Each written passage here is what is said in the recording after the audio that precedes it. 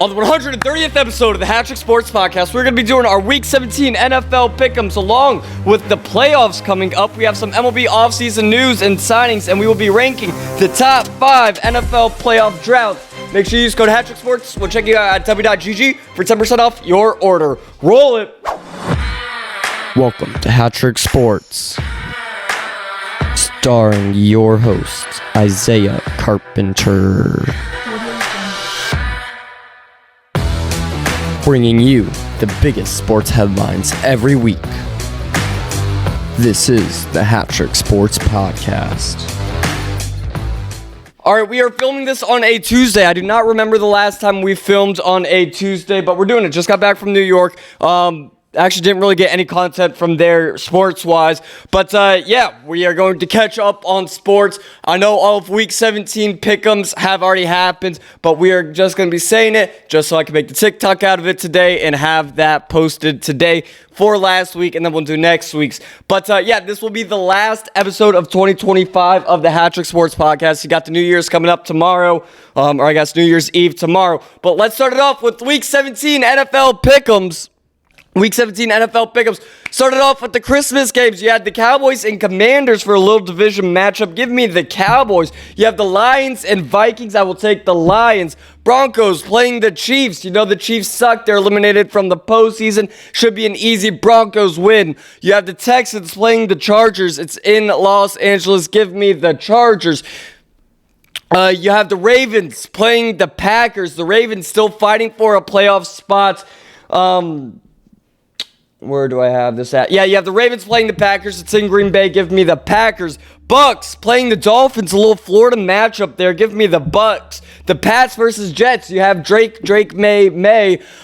Drake May, potential MVP. We'll be talking about that a little bit more later on this podcast.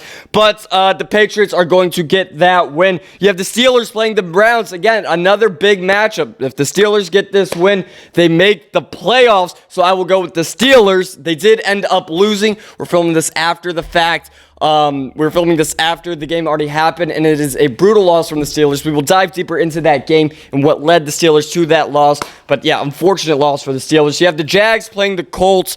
You have the Jags playing the Colts. Give me the Jags. Old Man Rivers cannot do that. You have the Saints playing the Titans. The Titans, how many wins do the Titans have? 2, 3.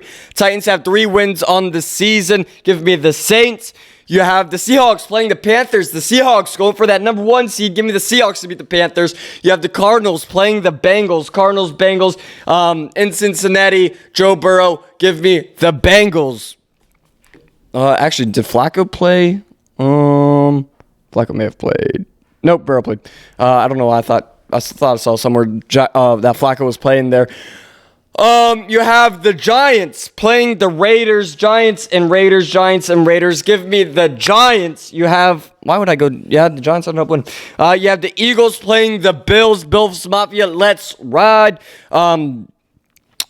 I will go with the Bills there. It's in Buffalo. Colts, Buffalo. The Bills, they're trying to fight for something here. They're trying to fight for something big here. And then for Sunday Night Football, you have the Bears playing the 49ers. 49ers, again, also trying to go for that 1 seed in the NFC. So we will go with the 49ers. And then for Monday Night Football, you have the Rams playing the Falcons. The Rams are also trying to get up there in the NFC ranks.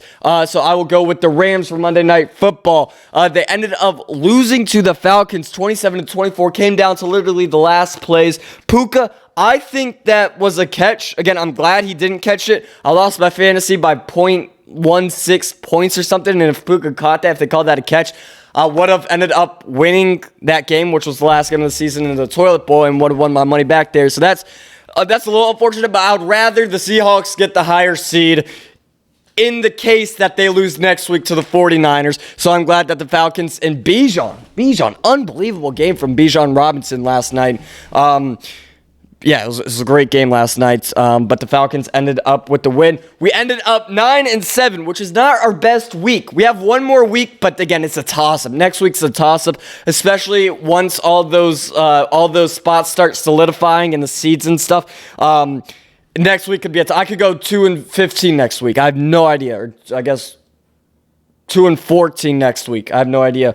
But, 9-7. We've had better weeks. Let's talk about next week, though. We have let's talk about next week. We have a few big games next week. You have the Ravens-Steelers, which decides a lot who makes the playoffs and who doesn't, and seedings and all that kind of stuff. But as a Seahawks fan, I got to talk about the Seahawks 49ers and the NFC a little bit. So the Seahawks 49ers game next week is pretty big. Whoever wins that game gets the 1 seed in the NFC, and whoever doesn't, I believe, gets the 4 or 5 seed. I believe the loser gets the 5 seed. Maybe the 6 seed if the Rams win, but it's all determined on the NFC West. The NFC West has turned into the best division ever. I mean, what a division this year. And I kind of like it as a Seahawks fan. I like the competitiveness because we're going to go into the playoffs kind of already like in a competitive mindset. But you have the Seahawks playing the 49ers, kind of getting off topic. Whoever wins gets the 1 seed. If the 49ers win, both teams will be 13-3 in the NFC West. Both teams will be 13-3. But the Seahawks and 49ers played each other in week 1, and the Seahawks only have 2 losses. Sorry. Yeah, the Seahawks only have, one second. The Seahawks, where am I? No, the Seahawks have 3 losses. Both teams would be 12-4. That's supposed to say 12-4. Nope, 13-4. That's what that's supposed to say. Sorry. If the 49ers win, both the Seahawks and 49ers would be 13-4. But in week 1, the Seahawks played the 49ers in San Francisco, and the 49ers ended up beating the Seahawks 17-13. And that's ultimately what could end the Seahawks season. If the Seahawks ended up losing the 49ers and then losing in the first round of the playoffs, it would all be because of that week 1 loss where we lost by 4 points against the 49ers. But nobody knew that the Seahawks were going to be good before week 1 or even after week 1. Nobody really expected the Seahawks to be what they turned into now. One of the best, if not the best team the last, 12 weeks, something like that. The Seahawks have been unbelievable. But if the Seahawks win, the Seahawks would be 14-3 and the 49ers would be 12-5. So then the Seahawks would get that 1 spot and have a first round bye in the NFL playoffs. But let's go over the playoffs a little bit. I decided to print it out this week. That's how it ended up working. But, there are only 2 teams in the hunt. I take that back. There are only 4 teams alive in the playoffs right now, and it all comes down to week 18. You have the Steelers and Ravens playing each other, and whoever wins goes on to the playoffs, I believe. Right now, the Steelers are technically in the playoffs, but if the Ravens end up beating the Steelers next week, they would take their spot. So that's going to be a big matchup, one of the biggest matchups of next week. And then you have the Panthers and Bucks playing, and then you have the Panthers and Bucks also going at it. Or they're not going at it, but they are also in the hunt, and one of those 2 teams will make it into the playoffs. But there's only 1 available playoff spot left in each conference. But the teams that have solidified their spots in the playoffs before week 18 are the Seahawks, the 1 seed right now. As of right now, the Seahawks are the 1 seed, the Bears are the 2 seed, the Eagles are the 3 seed, the 49ers are the 5 seed, the Panthers are the 4 seed, but again, they have not clinched anything yet. The Rams are the 6 seed, and the Packers are the 7th seed. So those teams have clinched a playoff spot, but the seedings are not 100% set yet. And then in the AFC, you have the Broncos at the 1 seed, the Patriots in the 2 seed, the Jags in the 3 seed, the Steelers, who have not clinched a playoff spot. Again, if they win, they're in. It's a win and in for that team, or for that matchup, for whoever ends up winning that. But you have the Texans at 5, Chargers at 6, and Bills at 7, and those teams have clinched a playoff spot and will make their way into January. Well, I guess every team will play in January, but further into January, and only 1 team, or I guess 2 teams will make it into February, and that will be the Seahawks. One of those will be the Seahawks. The Seahawks are winning it all. The Seahawks just need to win. We beat the 49ers. All right, hear me out. come from a Seahawks fan. I know I talk about the Seahawks a lot right now. The Seahawks, you beat the Rams in an overtime game, competitive. You've been all year, you've been in a competitive race with mostly the Rams, but the 49ers have definitely stuck their way up in the division and playoffs, where now the 49ers are better than the Rams. But they've had such a competitive season, especially the last 10 weeks or so, that I like their chances going into the playoffs.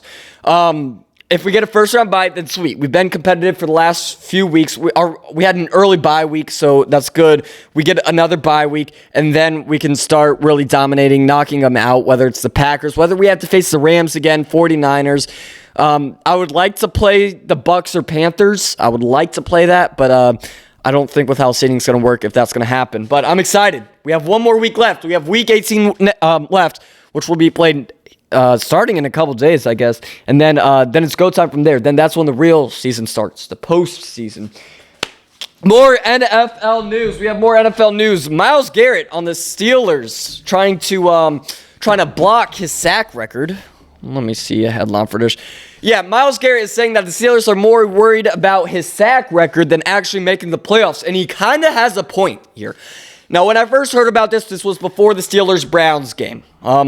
And I was like, well, yeah, that kind of makes sense. This should be an easy win for the Steelers. And I thought about it from a baseball perspective. I thought about it that Madison Bumgarner never hit 3,000 strikeouts. I think he just had over 2,000 in his career. But let's say that Madison Bumgarner was going for his 3,000th career strikeout, and he was at 2,998 against the Dodgers. Yes, the Dodgers are going to be trying to foul every tip off they can because they do not want to be the team that allows Madison Bumgarner to get the 3,000 strikeout on him. That's just what my mind immediately went to baseball-wise.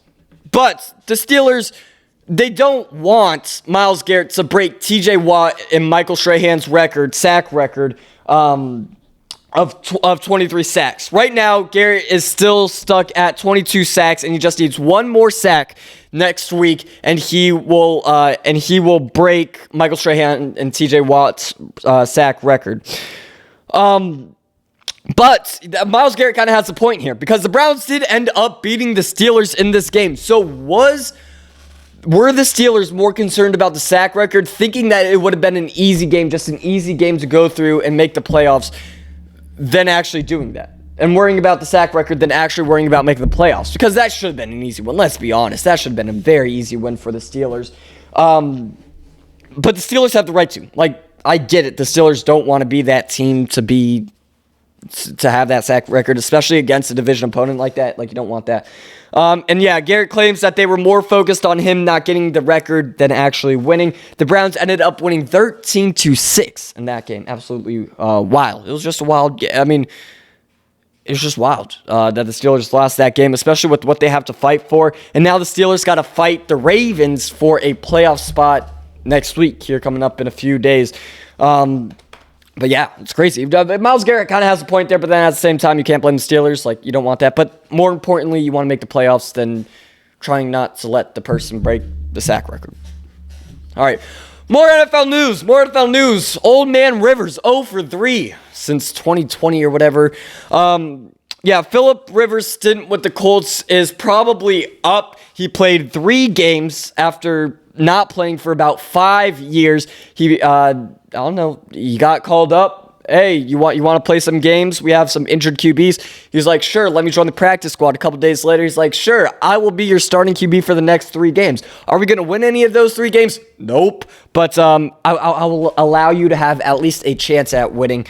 But good for him. I think he's 44 years old. He went 5 years without playing and played 3 games out of nowhere. Pretty much no practice or warm-ups, or I'm sure he hasn't really thrown a ball in a few years. But yeah, the Colts started their season off 8-2. And when you start the season off 8-2, you sound promising. You sound like, hey, at least we're going to make the playoffs. In your mind, you're like, at least we're going to make the playoffs. No. The Colts were eliminated from the playoffs after the Texans win.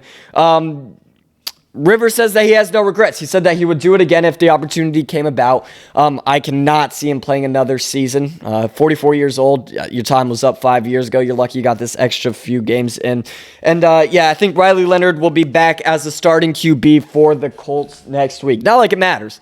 The game doesn't matter. But old man Rivers, I mean, he's just going to die the next time he gets hit. But good for him, extending his career out a little bit. And nobody's mad at Phillip Rivers. I mean, he did the best he could. Sure, he went 0 for 3, but there aren't many Colts fans that are mad at him. They're more mad at the opportunity that he was given. You know what I mean? All right, let's talk about the NFL MVP race.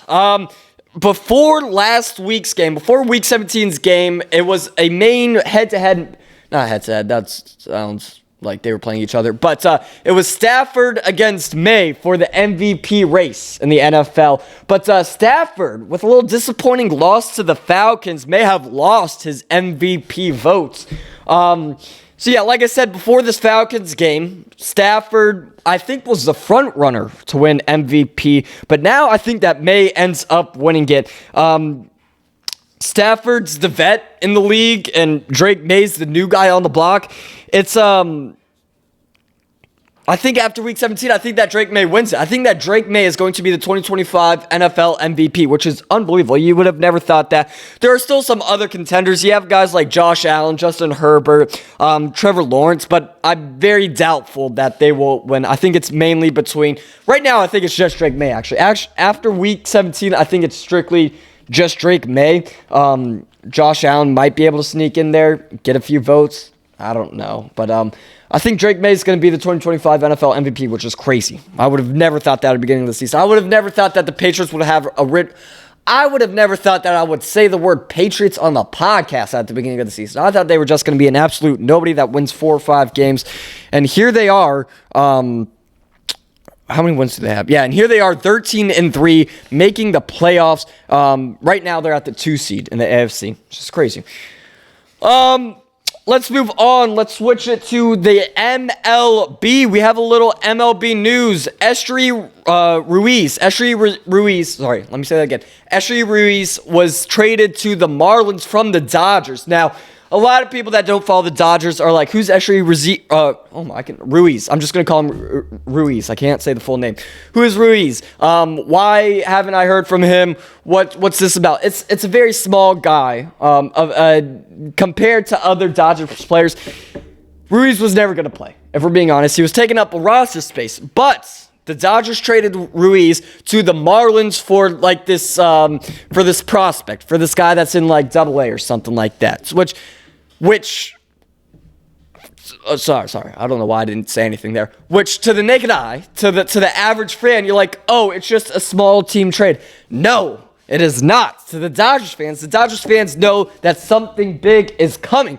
Right now, the Dodgers have 39 guys on their roster. You need 40 to create a ball club. So, what is that one roster spot doing? It is for a free agent.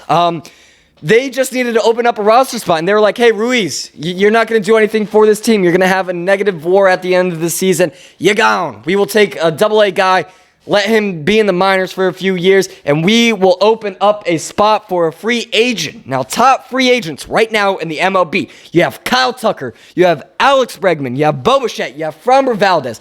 Any one of those guys can fill that 40th spot in the Dodgers roster. This is big for the Dodgers, and not a lot of people, not a lot of average baseball fans are thinking like this. But you look at the Dodgers roster, there's one blank. It says nobody. There's nobody there. But guess what? That spot's going to get filled. That spot's going to get filled with Kyle Tucker or Framber Valdez or Alex Bregman, Bo Bichette, anybody. We will take them. We will take them. Give them the deferred money. You get paid $5,000 now, $20 million a year for the next 50 years. We will take them. So yeah, that's bigger news than what people think. People don't think that this is big news. That is big news for Dodgers fans. And I can't wait to see what Alex Friedman has in the lab, loading up in the lab right now.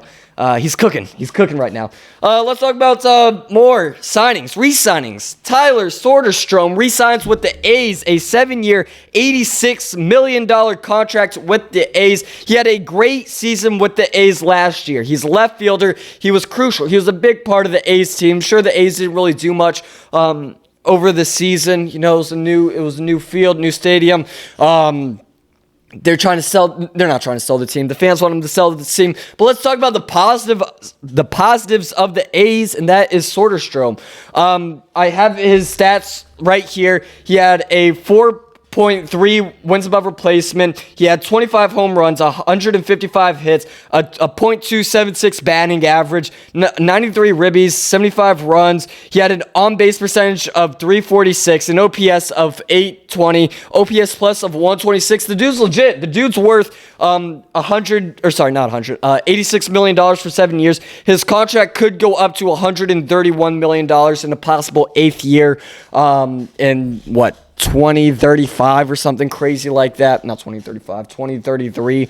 But yeah, good for Soderstrom. The A's maybe in a few years might be good. Maybe in a few years. Maybe. They might be good in a few years. All right. What else do we got? All right. Let's move on to the top 5 NFL playoff droughts. This is as of right now. You have the playoffs coming up. Playoffs. Let's start off with, I did this kind of backwards. Let's start off with number 5. 5 seasons without a spot in the playoffs. You have the Indianapolis Colts. Their last playoff game was in 2020, the AFC wildcard game versus the Buffalo Bills when they ended up losing. Their last win was the 2018 AFC wildcard versus the Texans. And then the last time they won the Super Bowl was, or no, I guess, yeah, no, the last time they appeared in the Super Bowl was 2010, and then they won a few years after that, I'm pretty sure. But yeah, the Colts have a 5-season drought. At number 4, you have the New Orleans Saints. Their last playoff game was also in 2020. It was the NFC divisional game versus the Bucs and Tom Brady. Tom Brady and the Bucs ended up winning that game. Their last playoff win was the 2020 NFC wild card versus the Bears to get them to their next game.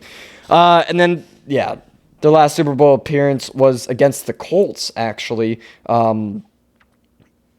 Which I just said. I just said that against the Colts. All right, make a podium, which is not a good thing in this rankings. You have the Carolina Panthers. They would have gone 7 seasons without a spot in the postseason. It's about to be 8 seasons after this season. But their last playoff game, 2017, the NFC wildcard at New Orleans. Their last win, we got to go back over 10 years to 2015, the NFC Championship game against the Cardinals.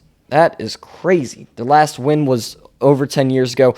And then their last Super Bowl appearance was Peyton Manning's last game, where they ended up losing. The Broncos and Peyton Manning ended up winning that game. 2016, Patriots, Broncos, I think that was 2016. So yeah. At number 2, you have the Atlanta Falcons. Their last playoff game, 2017, the NFC divisional game at the Eagles. Their last win was the wild card game before that against the Rams. Their last Super Bowl appearance was in 2017. Have not done much since then. And then the number 1, the longest NFL playoff drought, 15 seasons. What's that movie? Big Daddy. What's that kid's name? Sonny's kid, the little kid in Big Daddy, loves the Jets. Big Jets fan. But their last playoff game was the 2010 AFC Championship game versus the Steelers. Their last win was the divisional game before that. It's weird. You go to an AFC Championship game to go to the Super Bowl, and then you can't win a playoff game for 16 years. It's wild. It's crazy. But, yeah, the Jets have the longest NFL playoff drought. That is your top 5 longest NFL playoff droughts. What else we got? Where are we at? I'm getting all the papers mixed up.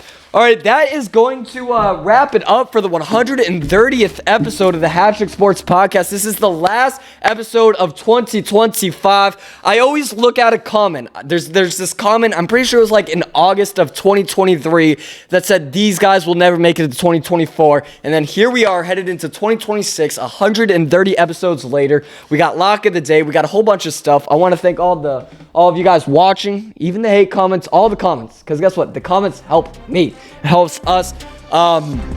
So yeah, thank you guys for always watching. Even a like, even a share, a follow, just a single view helps me out a lot. I could not imagine when we first started the podcast, me being here right now 130 episodes later with what I've learned and what I know and what I get to talk about and kind of get paid for. I kind of get paid for this. Biggest revenue, biggest total amounts of money given to me this year out of all the years that we've been doing this, and it's been fun, it's been great, and with that, the 2025 season comes to an end. Good night.